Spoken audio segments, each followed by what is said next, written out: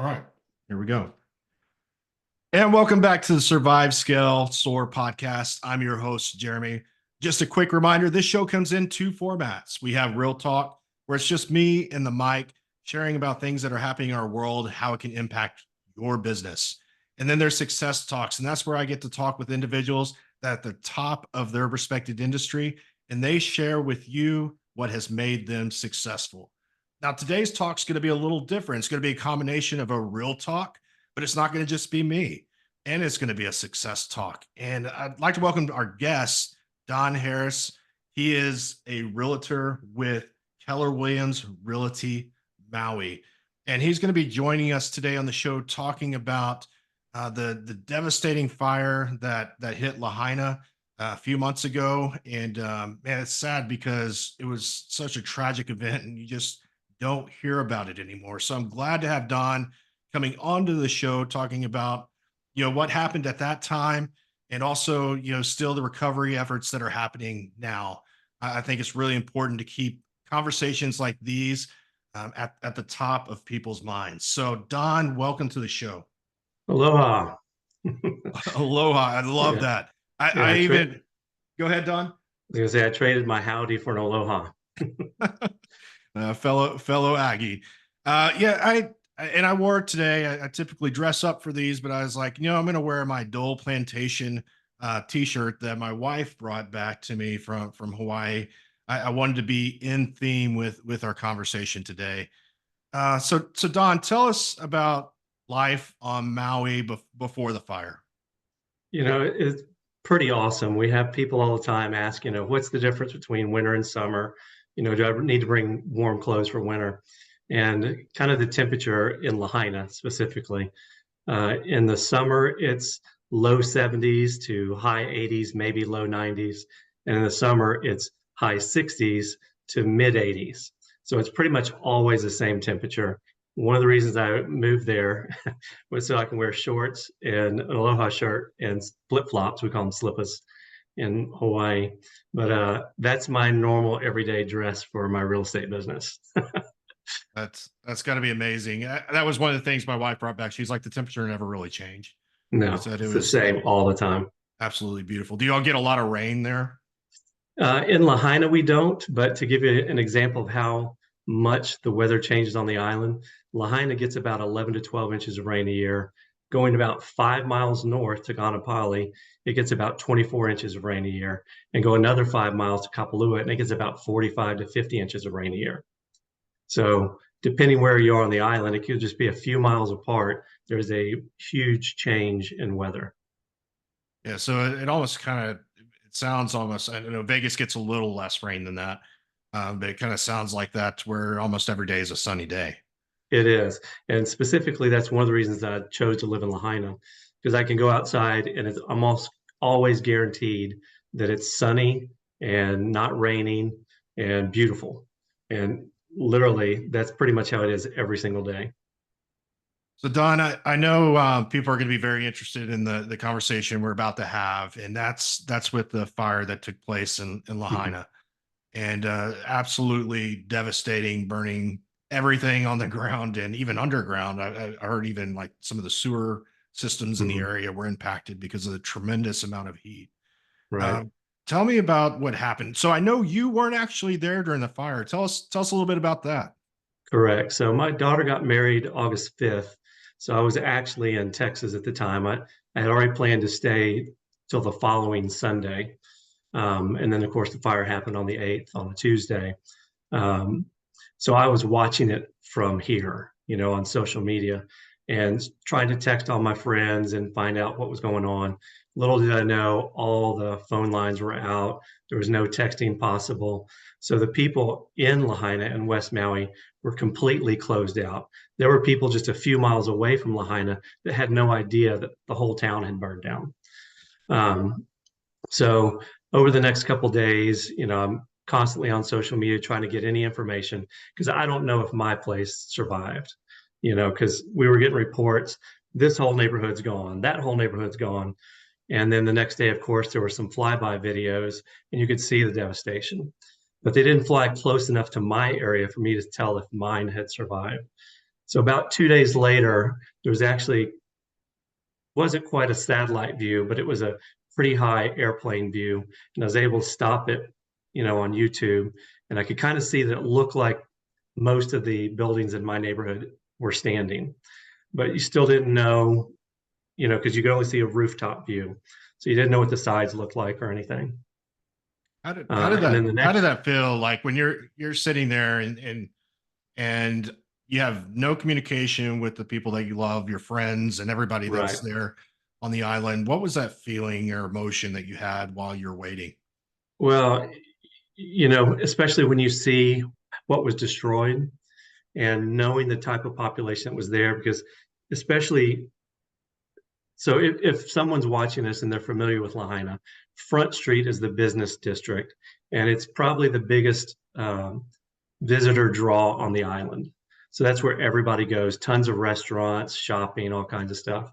A block off of that, and then up the mountain, which is called Mauka, towards the mountain, is all housing. And there are a very few vacation rentals in Lahaina. The majority is just where people live. And a lot of those are multi-generational families. So, grandma, grandpa bought it in the 40s or 50s. It was paid off years ago. And now there is their kids and maybe grandkids living in the house. And they've added on, done all this stuff. And so all these were wood houses, and much of them, I'm afraid, are going to have been uninsured. So it's going to be super devastating. But with all that in mind, I had tons of friends that lived in the area, can't get a hold of them. So I don't know who survived, because the fire really went from the top down to Lahaina in about 30 minutes. We had 70, 80-mile-hour winds, and it covered, I think they said it's about 5 square miles of area that was gone. Matter of fact, of the 4 places that I've lived since I moved to Maui, 2 of them burnt down. So it's kind of crazy to think 2 of the places that I lived are gone. I have multiple clients that lost their properties, multiple friends that lost their properties. I did lose some friends. There were some people that I know that passed away. I have friends that, if you heard the stories, had to run and jump in the ocean to escape the flames, and they were in the water for 5 hours. And they said the wind was blowing so strong that embers were literally hitting them sideways, and they're out 50, 100 yards in the water. I have friends that literally ran through the streets to Kanapali to get away. And they said the flames were shooting straight across the street. It wasn't like a fire where the house is burning, the fire's going up. The flames are going across the street. So they said it was almost like Frogger. You see this flame going, you have to wait, and then it kind of ease up for a second, and then have to run. So totally, totally terrible, devastating. And on top of that, so many cars were getting stopped. The smoke was so blacked out that people couldn't get around cars. So it backed up, and it just terrible, terrible situation. So, all that happens. And over the next couple of days, I'm trying to figure out if my place survived. And then one of my friends was able to finally get a hold of me, and I guided him into my condo. I gave him the codes and everything. And he said everything appeared to be fine. I did have some ash in the condo, but I was super lucky that mine survived. So Saturday, I got to Maui on Friday, but I couldn't get to Lahaina on Friday because all the roads were still blocked.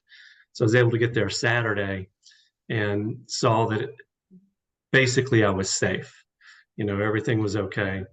However, No food, no water, no electricity. Right. There's just no power, no water. I did stay there one night because we'd heard all these stories about looting and all that stuff. So I wanted to protect the little that I had there. And within a day or two, National Guard came in and cordoned off the whole area. And so with the toxicity of the air and no water, no power, I was kind of forced to leave. I mean, they didn't make me leave, but basically you can't live there. So until late October, I actually lived in 11 different places, which was not fun. I don't know if you've ever had to constantly move for 3 months, but it's not enjoyable. And, I tried to not use the FEMA resources because I was a single guy. And, I had insurance, and I had made sure that I was okay. So I tried not to use any FEMA or Red Cross resources because I knew there were so many families that needed it.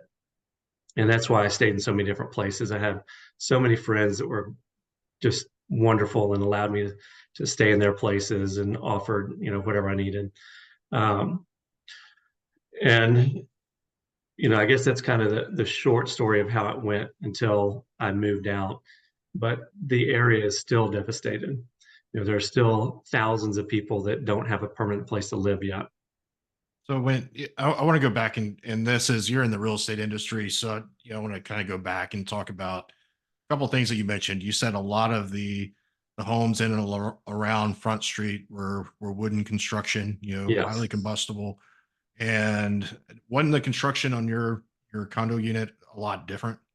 Yeah. So it was completed in 2019 and 20. My particular unit was finished in 2020, but it had hardy plank siding, cement fiber siding, and new asphalt roofs. And they think that that's a big part of why ours survived, because my patio furniture has burn holes all over it. So there was definitely embers all over the place. There were 4 condo buildings and 1 house in my neighborhood that burned. And I think what happened is the wind blew up the shingles, then embers were getting inside the shingles and then able to burn. Or that maybe there were some open windows and embers went in. Because there's a lot of people in Maui that don't have air conditioning by choice, because, if it doesn't really get that hot and there's always a breeze, it's usually pretty comfortable inside. But in general, the only structures that survived were the newer construction uh, buildings. And then the economic destruction. You talked about these homes. A lot of them were generational, Yes. probably already paid off. Didn't have insurance. And you think of, what the cost to build it today versus back in the 50s and the Right. 40s. Talk a little bit about that. Like how I want people to grasp the amount of destruction, not just the lives, but also just the Yeah. financial destruction of that. Can you talk a little bit about that? You bet. Now you got to take into account that Hawaii is a much more expensive place to build than the mainland. Labor is expensive, but shipping and materials is super expensive. And then on top of that, coming from Texas, it's a business friendly state. It seems like everyone is trying to help you in government to, be successful. Hawaii is not that way. Hawaii, it seems more like they put up roadblocks rather than trying to help you. So we have permitting problems on Maui, just normally. And then on top of that, much of Lahaina is in what's called a special management area that has additional permitting requirements. And then there's even another part of Lahaina that's inside that special management area that's a historical area. So it has even more permitting issues. So because of all those permitting issues, it's harder for people to stay up with proper construction types and methods, because it can take 6 months to a year just to get a permit approved. So a lot of times people just throw up whatever they want to throw up. They'll just put in a kitchen, put in an extra room, do whatever without getting it permitted. Matter of fact, I saw a statistic earlier that a couple months ago, after this happened, that the average cost of red tape, government stuff for a new construction affordable housing unit in Hawaii is about $230,000. So that's on top of the labor and materials. So to give you an idea, it is not unusual for a 1-bedroom condo, residential condo, to cost $500,000 to $600,000. You're talking 400 to 600 square feet.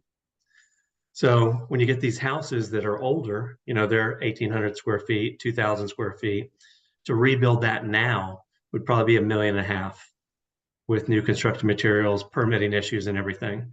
And of course, the people that live in them, generally speaking, are working 1 or 2 jobs as it is, maybe 3 jobs. They're multi-generational families, so they don't have the money. So with all these people either not insured or most likely underinsured, because I doubt they kept raising their insurance protection as the years went by. It will be hundreds of millions or billions, depending on who takes over that cost. If the government takes that cost on, it's going to be a huge problem for the taxpayers. And they try to pass that on to visitors. So that makes it more expensive to visit Maui, which decreases the visitors. So now we have less taxable dollars coming in. So it's a vicious circle. But I've heard $2 billion as the cost to rebuild just Lahaina. And that doesn't take into account all the thousands of jobs that were lost in Lahaina.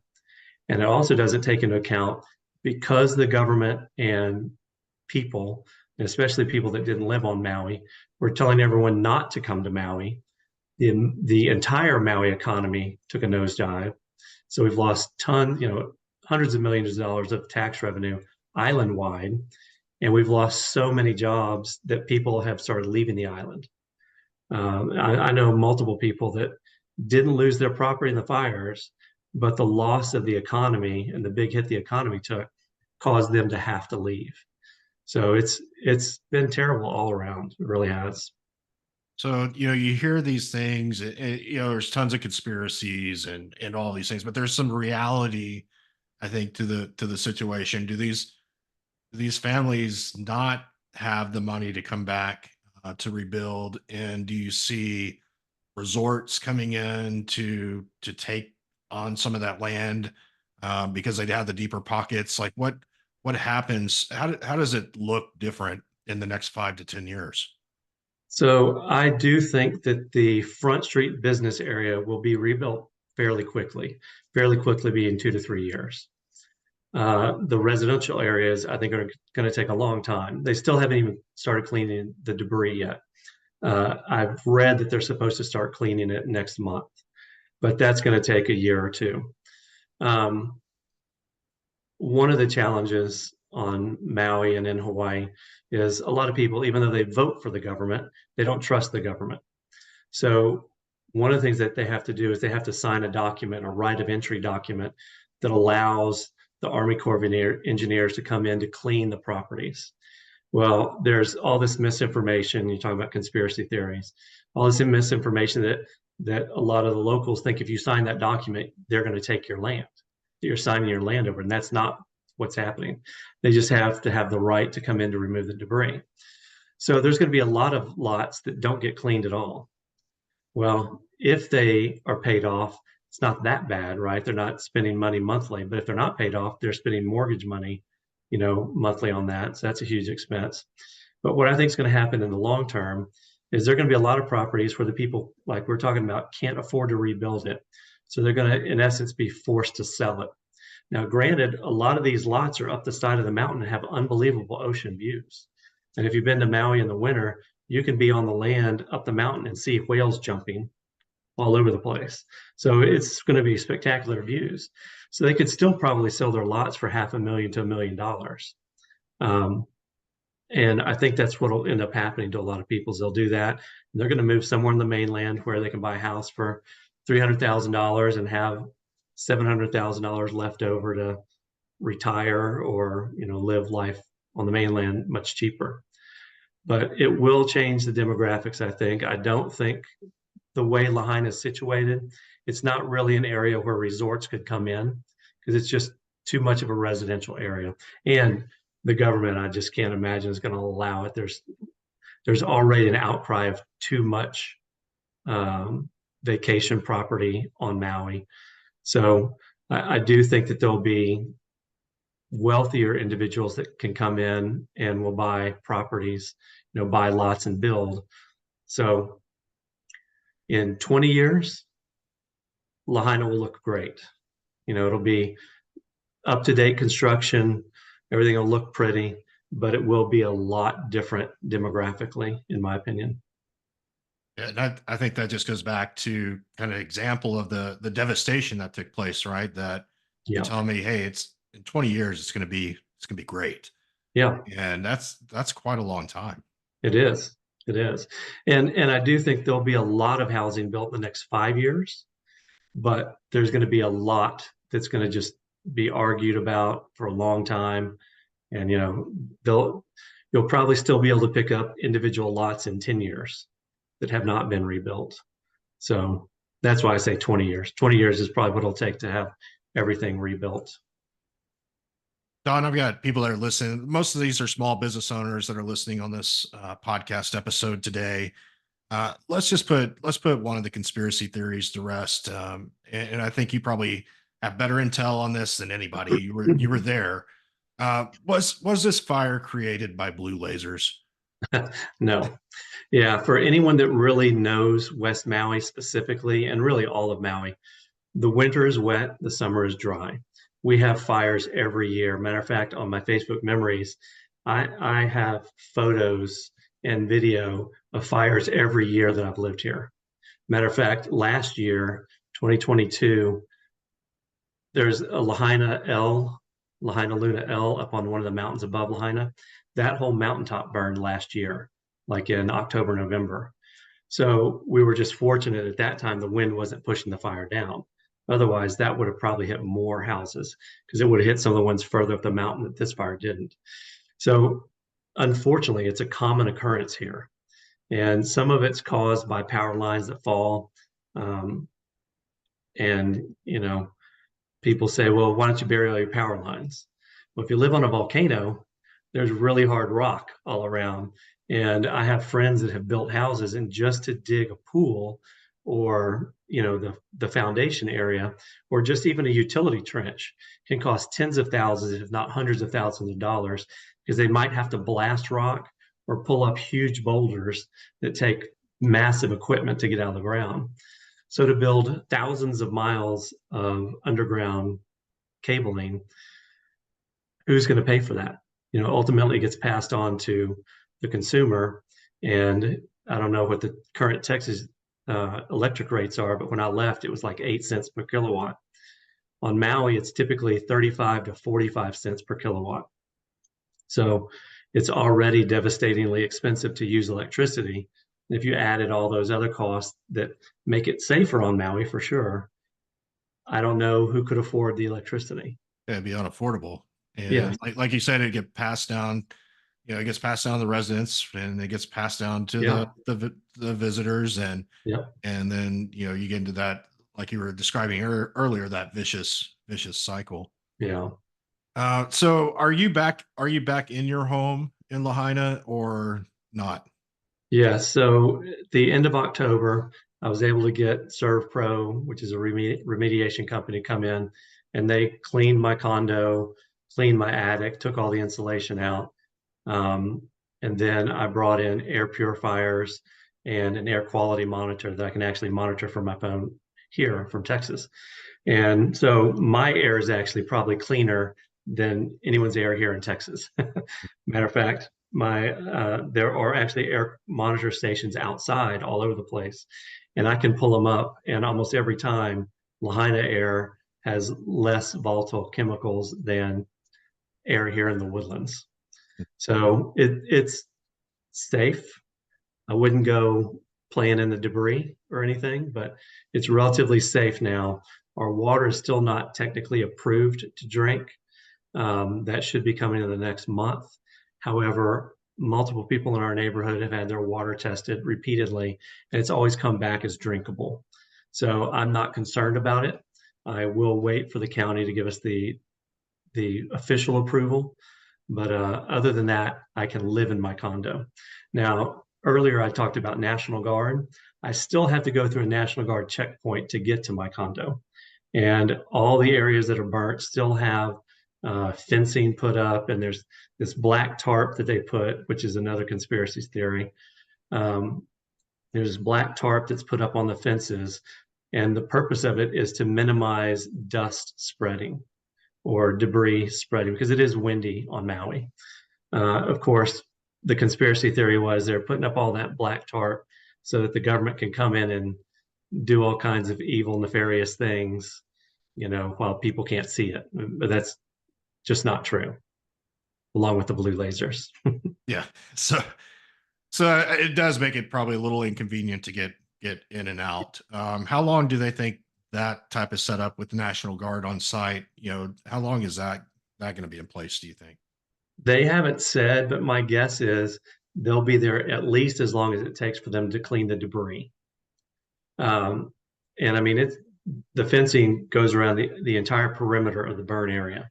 So it's, 5 square miles. So what is that? 20 miles of fencing ish. Well, I guess we don't have the seashore side fenced, but I think it'll probably be there for 2 years, most likely. Now they may move the National Guard entrance beyond our neighborhood at some point, but right now, where it's located, there's not much more you could move it without opening up some of the debris area for people to go see. And I do a lot of social media. When we get to the real estate part, we can talk about that, but I've intentionally not videoed or shown a lot of pictures of the devastation because it's everywhere. You can find it everywhere. And out of respect for my friends that lost their lives or their properties, it's just not something that I want to promote is more of the devastation. Yeah, and I think that's to be respected. Yeah. And I know you've shared that on some of your posts. And sometimes I would see in the comments and people just didn't get it. But I think it's different when you're looking at it through social media and you've actually experienced Yeah. it. Like it's not a story to you. It's Right. like it's your life. Well, Yeah. literally coming out of my condo across the parking lot from me, one of the buildings that burned is down. So it's like 40 feet from my front door. So it's visible. I mean, it's right there. And I have friends that live there, right? And none of them were hurt. They all escaped.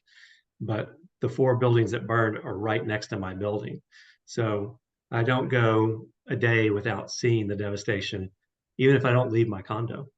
It's just right there in front of you. So it's something to be treated with the right respect. And I don't like that there are so many people that are doing it for clicks, you know? And I think too, and I know you probably feel this way, is there, it's almost like survivor's guilt. Mhm. Going back and your walls are standing, you're Yeah. able to get back in and yet feet away, Yeah. people on a personal level that they lost everything they had, and some of them even lost their Right. life. And Yeah. to to not even be there, you were in Houston. We talked about that before we jumped on, that you Yeah. would have been there. Oh yeah, for sure. And that's very personable, and I respect and I appreciate Don for taking that stand, because a lot of people do things for clicks today. We all know Yeah. that. Yeah. And I think to be able to say, hey, I'm gonna reserve that for just my own personal being. I think that's very respectable. Yeah. Um, so we're talking about a 20-year plan for Lahaina to come back on, and that day we do say it's a long time, yet it's amazing how years pass. Hmm. I've known you for some time now, and I look back and I was like, I met Don, I think in 2012, Hmm. and that seems like yesterday, and it's not. Right. It Yeah. just blows by so fast. Yeah. So there is hope in that, knowing that Lahaina is going to come back. Hmm. Take your money and spend it on Maui. The economy Yes. needs it. Yes. And I think the other thing too is to always not forget. It's amazing what the media can do. Is it stirs up, and it focuses intensely on something, and then it goes away. Right. And tell me about that before we jump into your real estate business. How can people help if they want to somehow help? Honestly, and there is a big split on this, what I'm going to talk about on Maui. There are those that say, stay away, don't come back. And there are those that are saying, come back, we need you. I'm in the come back, we need you side of this.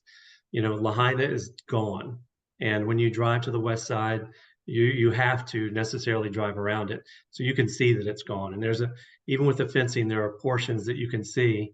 And it's like a movie set. I mean, it's hard to believe that it was a town. But beyond that, Kaanapali, just 2 miles north of Lahaina, is normal. Kaanapali up to Kapalua, Napili, Kahana, all that's normal. There are people that live there that need you to be there spending money on your vacation, because even if their job isn't directly tied to that, maybe it's a service job that caters to the services, you know. So when The Rock specifically and all these people were saying, well, it wasn't The Rock, it was Jason Momoa. Sorry about that, Rock. He was saying, don't come to Maui. And the governor was saying, don't come to Maui. And all these people, the mayor was saying, don't come to Maui. It devastated the West Side specifically because, there are another 15,000, 20,000 people that live on the West Side outside of Lahaina that suddenly lost their jobs completely, and it was a couple months and they weren't getting the COVID relief that people on Maui were getting during COVID. So it was super devastating. So the best thing that you can do, come to Maui. If you can't find a place on the West Side to stay on the South Side, but come to the West Side, visit. There's still got tons of beaches. There are a lot of places, a lot of condos that are putting up families, which is great. So there's not as much housing as there was, or not as much vacation rentals as there was, but there's still plenty. And think about most of the vacation rentals owned on Maui are owned by someone somewhere else, right? So maybe Jeremy's got a vacation rental on the West Side, and I've got plenty of clients that do. Well, they need you to come, right? It's not that they don't want to help locals. But if locals aren't renting their place, they need their place rented too. So go there, support the economy. There are a bunch of charities to give to. I completely stayed out of the vetting the charities aspect because I don't want some charity to do something wrong that I promoted. So you can look up charities and see if there's one that you like, but best thing to do would just be come to Maui. I love that. It's amazing in times of tragedy when people turn away the people that can help. And, I think you're spot on, like bring the money where it directly impacts the economy. Yes. And so that's great. Thank you for sharing that. I want to jump now into your real estate business. In particular, there's a lot of people that want to move out your direction, get a second house. Don, you've been in the real estate business for 13 years. You were here in the Woodlands, Texas area. That's where we had met. Right. Now you're with Keller Williams Realty, Maui. It's got to be a beautiful place to work. Tell us about your real estate business. It's awesome. Part of why I moved to Maui was to get out of the rat race and out of the busyness of Texas and the mainland. So my normal day is in, like I said, shorts and aloha shirt and flip flops, going and looking at multi-million-dollar properties, and several $100,000 properties all over the island, meeting with people who've always had a dream of moving to Maui or buying a place on Maui. And it's so, not to say that real estate on the mainland wouldn't be as fun, but when someone's buying on Maui, I always say you don't have to buy on Maui, you get to buy on Maui. And you get to buy on Maui because you've been successful somewhere else and you've had a dream. So when I'm helping people on Maui, it's awesome because I'm literally helping dreams. People cry when they buy properties here, and it's awesome to be able to share in that experience. It was that, you as a real estate coach would never tell someone, hey, go move somewhere where you don't know anyone and start a real estate business, right? Because it's all who you know. So it was hard to get started. I moved here, held tons of open houses, went to all the trainings that we had with KW on the island to kind of figure out what people did. But probably the key was social media for me. When we were getting ready to move here, I was married at the time that we moved here. We didn't really tell anyone that we were going to move to Maui because, I had a corporate job in addition to my real estate stuff, and I didn't want anything getting messed up with my corporate job before I was ready to turn in my notice. So we didn't tell anybody. We turned in my 2-day notice. We told everybody and moved to Maui. And then people were emailing me constantly saying, hey, how did you do that? So I was writing these long emails, and you know how long it takes to write an email sometimes. It'd be an hour, 2 hours to respond to whatever they had. And I was like, man, this is just killing me. It's taking too much time. And then my ex-wife and I had created a Facebook group between us where before we moved here, we were sharing, properties to consider, or, how do you move your pets? What's the best way to do whatever? So we were sending that stuff back and forth to each other so we could both keep up with it. So I was complaining one day about all these emails, and my ex-wife goes, well, why don't you start a Facebook group? So I started a Facebook group called Move to Maui, and it's still there now, about how to move to Maui. It wasn't to get me real estate business. It's literally, what is Hawaii like? What is Maui like? What do I need to know? How do I ship my car? What do I do about pets? How do I find a place? What are rentals like? What's just anything to do with Maui life? And it just started growing and growing and growing. And now I've got 7,500 people in the group. And I've actually got about 250 people that I haven't vetted yet, because I look over everybody's profile before I let them in.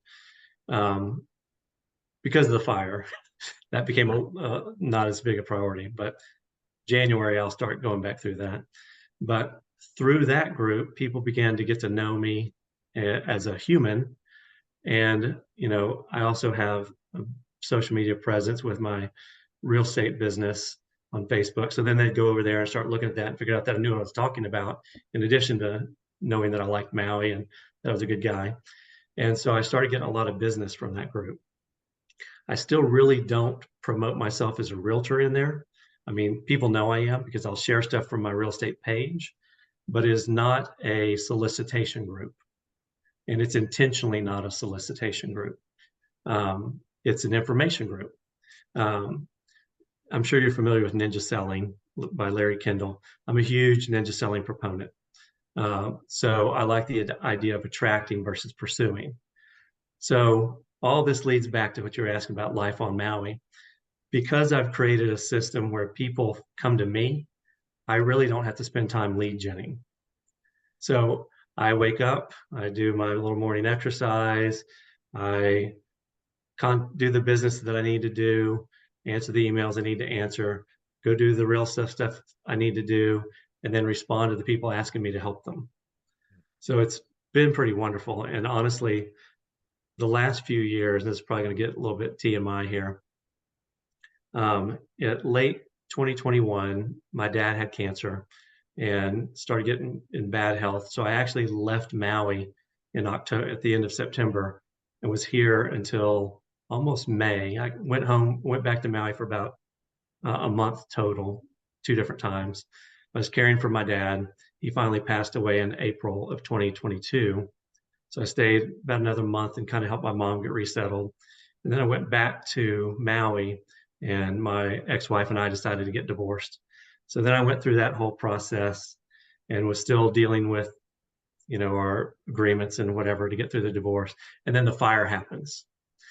And so I got back in my condo at the end of October, but then I came to Texas at the end of November for Christmas with family. So I've only been home for a month in the last 6 months. And I've really I really haven't been real estate focused for the last 2 to 3 years. But because of that attraction and the group and people and networking, referrals, I do over 10 million in volume every year with 0 lead gen. So Yeah, I think from a real estate amazing. perspective, it's great, I think that's amazing. Yeah, and I appreciate you sharing that, because there's a lot of people out there. Well, people will come to coach with me and they're like, okay, how do I have my social media presence? And how do I go get more leads, and all these different things. And I appreciate you sharing that you're actually utilizing the law of attraction to Right. grow your business, as opposed to all the ways that sometimes we're told, or the world Yes. tells us we need to do things. You going a little counterculture. I'm a counterculture person. I like to go against the grain. I think that's where all the growth happens anyways. I really do appreciate you sharing that. And if you're listening to this on the podcast, or you're watching it on YouTube, is know that there are other ways. Mm-hmm. You don't have to go follow all the salmon, upstream. Go the other way. There's opportunity out there. And so thank you for sharing that. Well, if you're genuine, you attract people. And I just send out information and I help people. I can't tell you how many people that rent that I help. And I do not do rentals. I make zero money on rentals, but I've spent so many hours helping somebody figure out how to find a rental, or just answer any question they need to do that has no financial impact on me, because I do believe in that. Put the good out in the universe will bring back good. Yeah, But it's that giver's gain, right? So you can yeah, give, and you know it's going to return. It might not return right then. right. You know, at some point though, it's going to come back around to take care of you. Well, and you can sleep good at night, because all I'm worried about is helping people. I that's the best thing about my career here on Maui versus in Texas when I was in corporate America, is all I do is help people, and I don't do it expecting anything. It's just fun to get to know that I'm helping somebody to have a better life, you know. So That's awesome.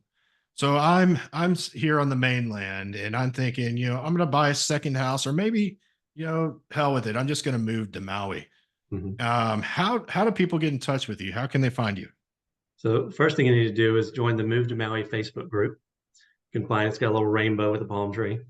You can reach me at donharris@kw.com. Don Harris Maui is my website, KW website. But really, social media is the best place to be, and I'm going to expand into YouTube. That's one of my targets for this year, is to get more YouTube information up. But it's easy to do. You can find me on Facebook, Maui Don Harris Maui. Either one of those will get you right to me.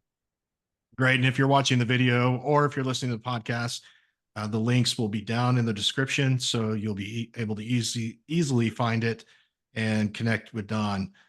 Don, I want to thank you for taking time out. We're in the middle of the Christmas break. We're between Christmas and New Year, for you taking the time to Yep. share the story of Lahaina, the island, talking about the island of Maui, how we can help as Mhm. well. I appreciate you sharing that with us, and then also sharing with us about your business. And I encourage you. I've known Don for a long time. If you're ever considering going out that direction, you're definitely going to want to work with Don Harris over at Keller Williams Realty Maui. Yep. Yeah. If nothing else, give me a shout out, and I'll tell you where to go spend your money. The activities to do, and places to eat at, all that fun stuff. Great. So aloha, that means hello and goodbye, correct? Correct. So I'm, instead of signing off with onward and upward this time around, I'm going to sign off in the spirit of Maui and Lahaina, saying aloha. How about this? I'll give you an even better one. Aloha, y'all, and a hui ho. A hui ho means until we meet again. So that ties in my Hawaii, Texas, and see you soon. Well, I appreciate you again, Don, and thank you for being on the show. All right. Aloha. That was great.